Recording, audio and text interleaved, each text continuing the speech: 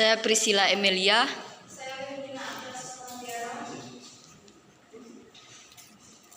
Nah, terlebih dahulu di sini kita akan membuat sebuah film yang menceritakan pada pagi ini. Terlebih dahulu kita mengawalinya dengan berdoa. Doa dipimpin oleh saya sendiri.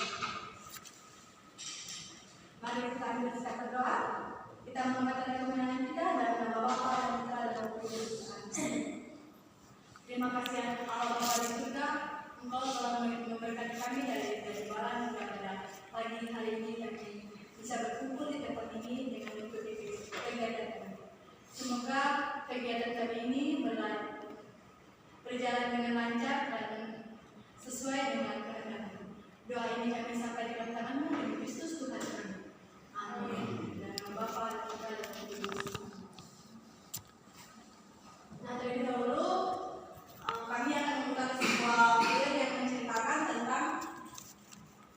tentang dampak lingkungan terhadap kesehatan mental mahasiswa.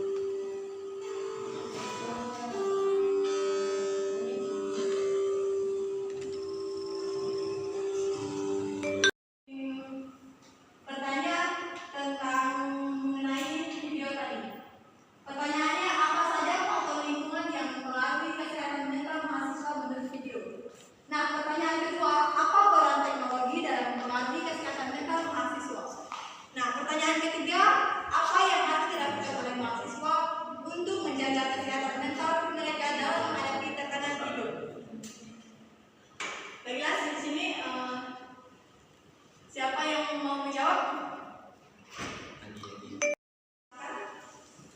Baik, terima kasih atas pertanyaan yang diberikan oleh kelompok rekoleksi terhadap kami sebagai peserta.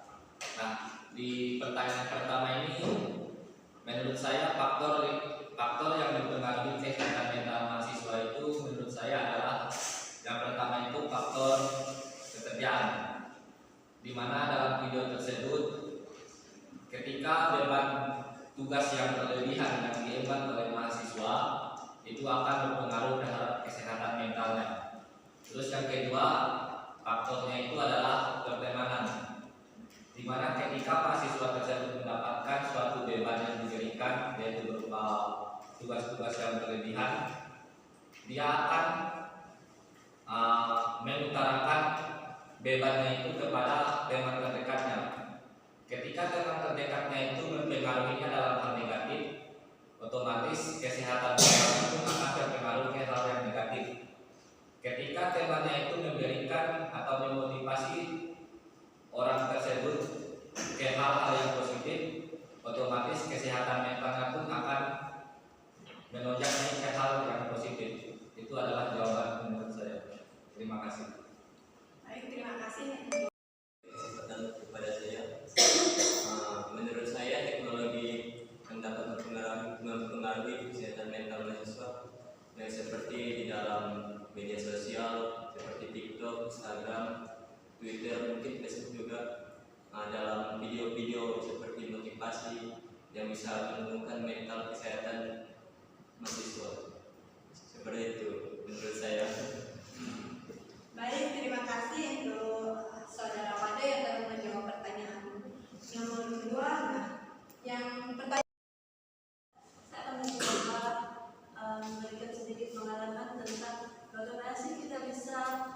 menjaga kesehatan mental kita agar kita dapat menghadapi tekanan diri kita. Nah, saya kasih contoh. Kita ini kan banyak tugas dari dosen. Apalagi semester saja kita ada metodologi, rekoleksi segala kategori. Nah, kita harus membuka diri kita harus membuka besar diri kita untuk kita bisa memahami diri kita sendiri. Kita juga harus terbuka kepada teman kita, karena kalau kita tidak mengenali diri kita sendiri, maka semua pikiran kita itu kita sendiri yang akan merasakan, terus itu yang akan membuat kita stres. Kita merasa kayak kok hidup saya ini berat gitu, ada yang peduli dengan saya. Itu bicara nyata kita tidak membuka diri kita sendiri terhadap lingkungan kita. Contoh lain, sebagai pengalaman saya mempunyai seorang teman sekaligus sahabat, yaitu tidak membuka diri kepada kami. Jadi untuk saat ini dia dalam keadaan masuk, mungkin karena dia tidak mau berbagi kesusahan atau permasalahan yang dia hadapi kepada kami. Sekian, terima kasih. Di mana ruangan kelas itu yang nyaman dan fasilitas yang memadai dapat meningkatkan kenyamanan dan konsentrasi mahasiswa. Contohnya itu, seandainya kan ruangan kelas ini kalau tidak terjaga, tidak terawat, mungkin kita tidak enak melihatnya, dan kenyamanan pun tidak akan dirasakan dalam ruangan kelas.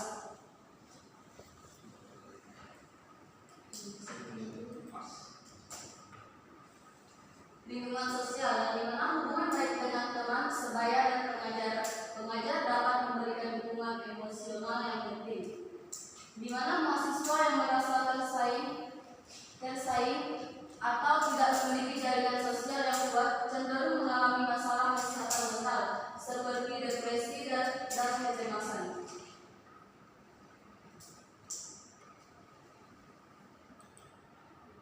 Tekanan akademik, tuntutan akademik, tingginya tekanan untuk berprestasi dapat menyebabkan stres dan kecemasan, berpotensi mengganggu kesehatan mental. Manajemen waktu, ketidakmampuan untuk mengelola waktu dengan baik dapat menciptakan rasa cemas dan beban psikologi.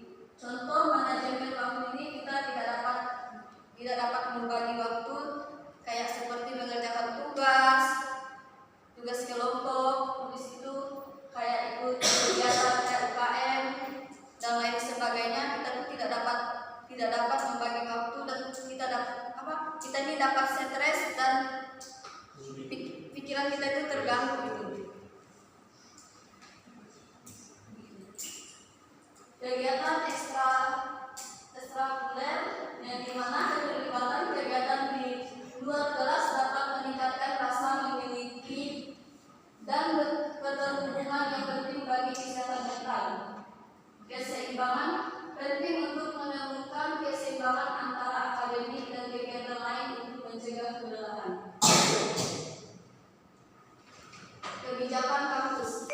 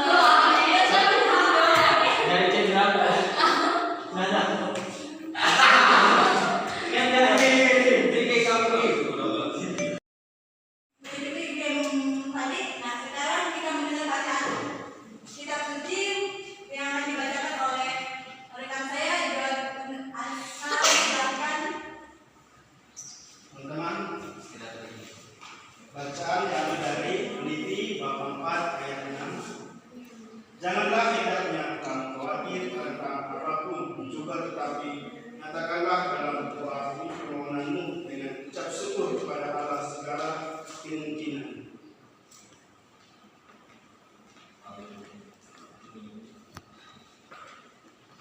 Teman-teman, sebagai mahasiswa kita sehari.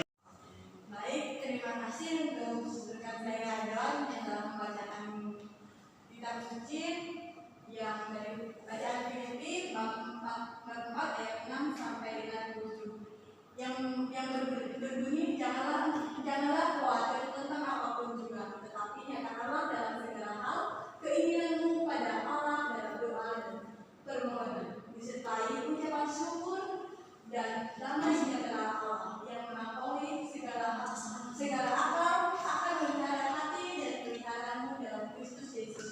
Nah, dalam bacaan ini mengajarkan kita dengar bahwa kita jangan menyerah meskipun cobaan yang kita hadapi mungkin berat bagi kita, tetapi kita harus mampu menghadapinya dengan berdoa dan selalu bersyukur atas apa yang telah Tuhan berikan kepada kita dalam kehidupan sehari-hari. Meskipun misalnya kita udah menyerah tugas banyak, tugas kuliah ataupun masalah keluarga atau apa. Nah, di sini bacaan ini mengingatkan kita bahwa kita harus menyerah, bahwa kita harus percaya bahwa Tuhan itu selalu ada dalam diri kita dan selalu membimbing kita untuk segala hal yang mungkin kita anggap itu terlalu berat, tapi Tuhan memberikan kita cobaan tidak melebihi apa yang mungkin terbatas bagi kita. Semoga dari bacaan ini dapat kita ambil dan dapat kita terapkan dalam kehidupan kita sehari-hari dengan bersyukur dan berdoa, menerapkan doa setiap kali kita melakukan aktivitas dan mengalami kesusahan. Kita harus berdoa dan bersyukur atas apa yang Tuhan berikan kepada kita. Di materi ini tentang mahasiswa yang memiliki mental yang kuat dalam lingkungan perkuliahan dan kehidupan sehari-hari. Apakah teman-teman di sini memiliki mental yang kuat dalam menghadapi perkuliahan kita? Ya.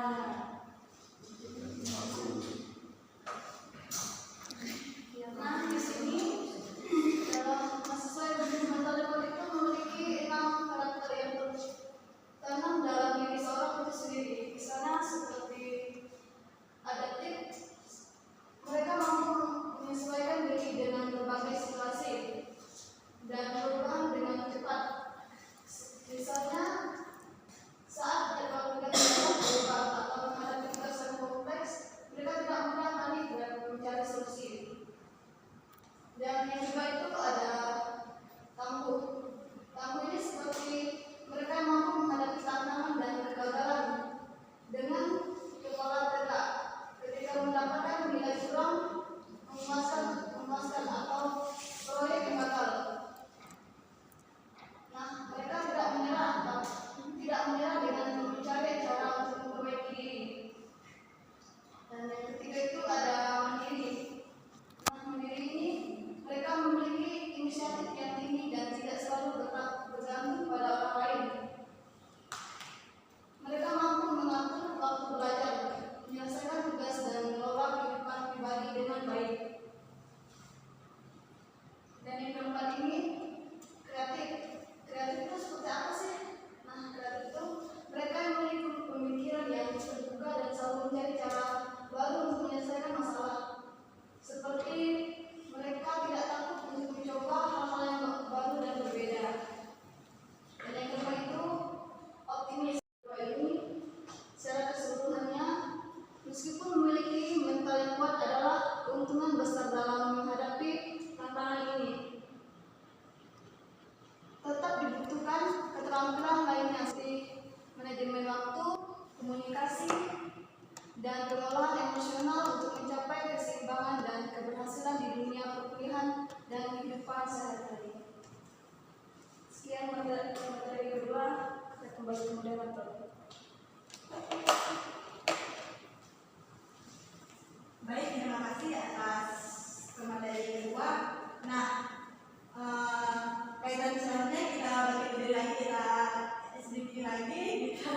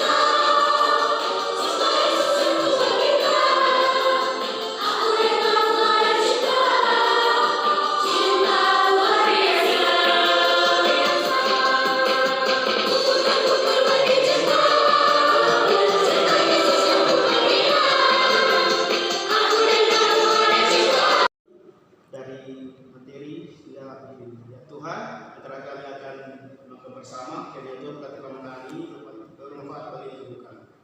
Ya Tuhan, semua dalam permohonan ini berserta kepadamu dan berkat Kristus Tuhan kami. Amin.